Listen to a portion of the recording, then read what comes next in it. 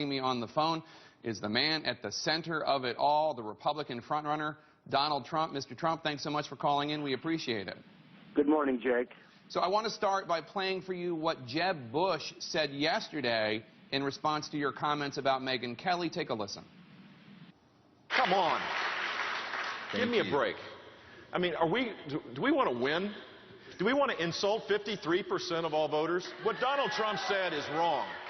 That is not how we win elections, and worse yet, that is not how you bring people together to solve problems. That is not the way to do it. So your decision, I think, was the right one. Mr. Trump ought to apologize. Thank you. Mr. Trump, your response to Jeb Bush.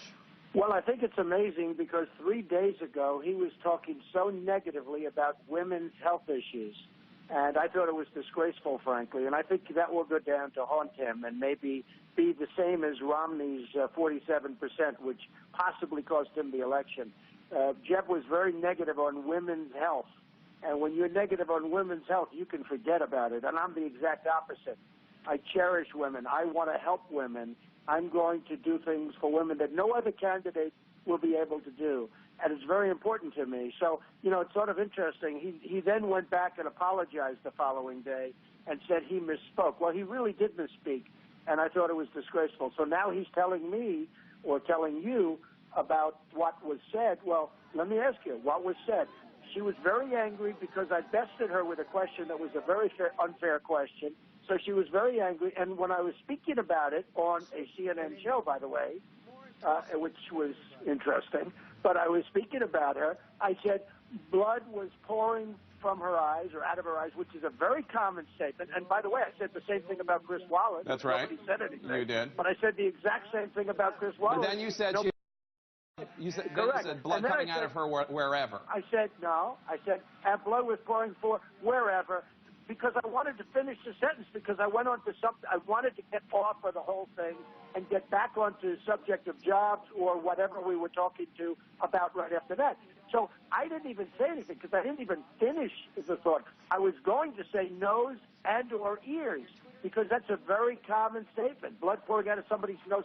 It's a statement showing anger. She had great anger when she was questioning me, especially since I mentioned something. That was the Rosie O'Donnell statement, which everybody said was by far the loudest applause of the entire day of all of the speakers. Well, Mr. and I Trump, think you would agree. let me ask you. And she became very angry, right. and all I was doing is referring to anger. I said nothing wrong whatsoever. So Erickson, and by the way, Jake, let me just say this: only a deviant would say that what I said was what they were referring to, because nobody can make that statement. You almost have to be sick to sort of put that together. Well, among that list of deviants would be Eric Erickson, Jeb Bush. Well, take a look at his past. Lindsey Graham, Carly Fiorina.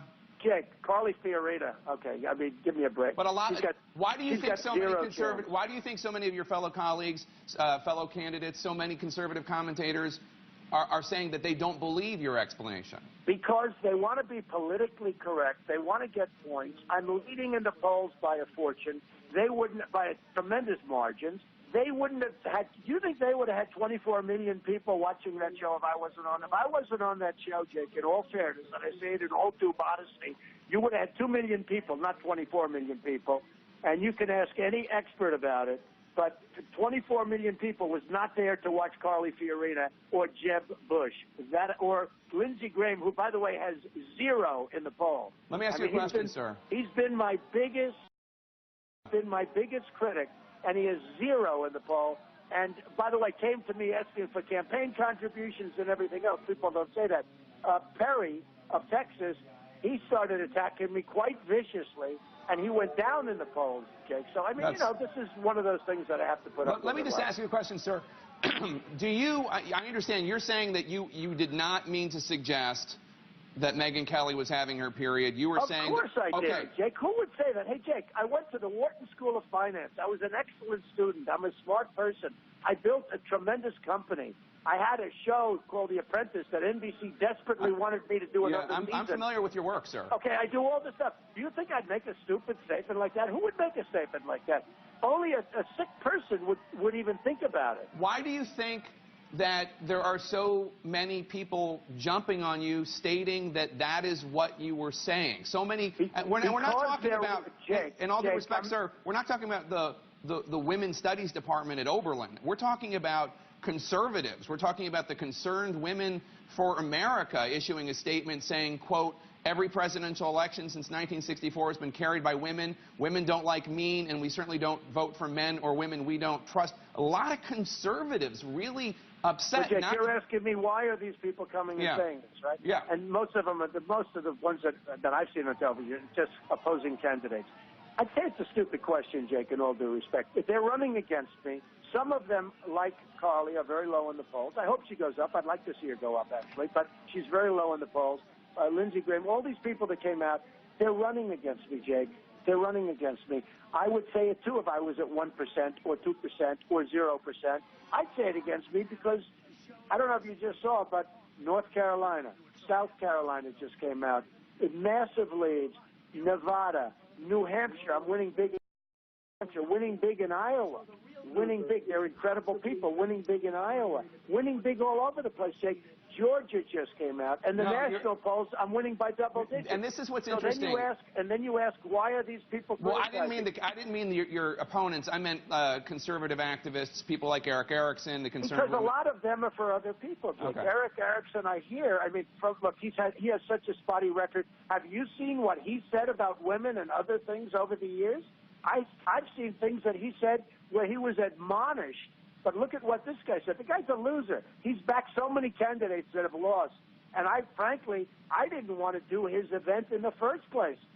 Somebody said, and you know what? It was even a small event. And tell me, what happened at his event when I didn't show up? Do you know the unrest, and do you know how devastated people were when I didn't go there? I wasn't there. I know. I'm sure unhappy. There were people that were upset about it. You have a lot of fans. This is what's interesting about your campaign. Every time you make these comments, or you make comments that a lot of pundits or Republican candidates say are going to end your campaign, whether it's comments about Mexico sending in illegal immigrants or your comments about John McCain's war record.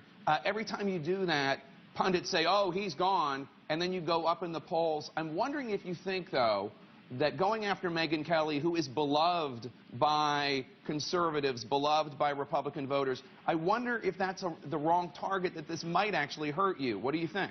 Well, look, I have nothing against Megyn Kelly. I think her question was extremely unfair to me. Her whole questioning was unfair to me.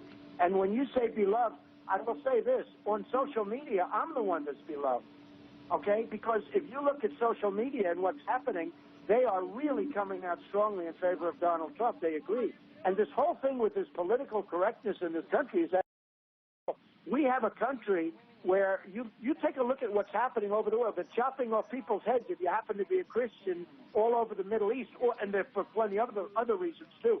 The border, I turned out to be so right on the border. It's so dangerous and so bad. And then you see what happens to Cade in San Francisco, where people are crossing the border like it's water. And it's terrible what's going on. And all we worry about is political correctness. Jeb Bush, who came out horribly with the women issue the other day, with the women's health issue. Jeb Bush comes up and he says, I don't like Donald Trump's tone. Well, we need a tougher tone in this country, and we need a lot more enthusiasm, because these people don't have any energy. There's no energy. We need to bring our country back, make our country great again. Our country is going down into the ground. We're really getting decimated on trade deals. Everything we do, the Iran deal is so bad. We have people that are incompetent running our country, and we have to bring it back. And you can't do that by nice, low-key tone like Jeb Bush. He's got no energy. I mean, the man has no energy. And then he gets up and criticizes me over the weekend about something that I didn't even say. Very interesting. Donald Trump, as always, we appreciate your calling in. We appreciate your taking my questions. I hope you have a good Sunday. Thank you, sir.